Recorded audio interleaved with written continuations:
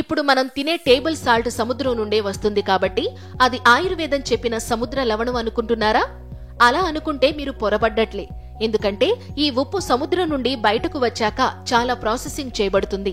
ఆ ప్రాసెసింగ్ తర్వాత సోడియంతో పాటు 84 మినరల్స్ ఉండే సముద్ర లవణం సోడియం క్లోరైడ్ తప్ప ఏమీ లేని ఒక సాధారణ టేబుల్ సాల్ట్ గా మారిపోతుంది. ఈ టేబుల్ సాల్ట్ ను చాలా స్టెప్స్ గా ప్రాసెసింగ్ చేస్తారు. ఈ ప్రాసెసింగ్ చేసే విధానంలో అందులో యాంటీ కేకింగ్ ఏజెంట్ అనే కెమికల్స్ కలపబడతాయి. అలాగే ఈ సాల్ట్ క్లీన్ గా మరియు వైట్ గా కనిపించడానికి బ్లీచ్ చేయబడుతుంది. ఇలా చేయడం వల్ల ఈ ఉప్పును మన శరీరం సులభంగా అబ్జార్బ్ చేసుకోలేదు. అలాగే ఈ ఉప్పు తినడం వల్ల అధిక బ్లడ్ ప్రెషర్ వంటి సమస్యలు వస్తాయి.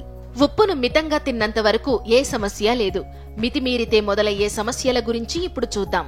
ఆయుర్వేదం ప్రకారం ఎప్పుడైతే ఉప్పు బ్యాలెన్స్డ్ గా మనం తింటామో అప్పుడే మన ప్రేగుల్లో లవణ ఆమ్లాలు కూడా సరిగ్గా విడుదలవుతాయట.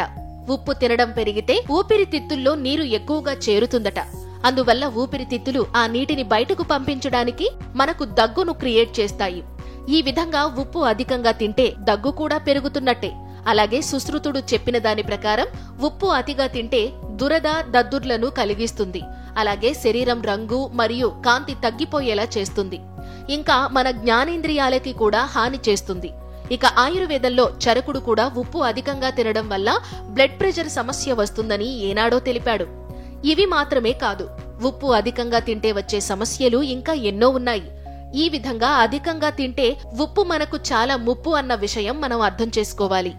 చివరిగా చెప్పేదేమిటంటే, ఉప్పు మనకు హాని చేయకుండా మేలు చెయ్యాలంటే సరైన సముద్ర లవణాన్ని ఎంచుకోవడం మంచిది. లేదా సైంధవ లవణం ఉపయోగించడం ఇంకా ఉత్తమం. ఈ ఉప్పును రోజుకు 1 టీ స్పూన్ అంటే 2300 మిల్లీగ్రాములకు మించి తీసుకోకపోవడం మంచిది. అధిక ఉప్పు ఉన్న ఆహారాలను అవాయిడ్ చేసి మితంగా ఉప్పును తీసుకోవడం వల్ల చాలా ఆరోగ్య సమస్యలను నివారించవచ్చు. ఎప్పుడూ ఆయుర్వేదం చెప్పిన సరైన ఆహార నియమాలను ఆచరించండి. ఆరోగ్యంగా ఉండండి.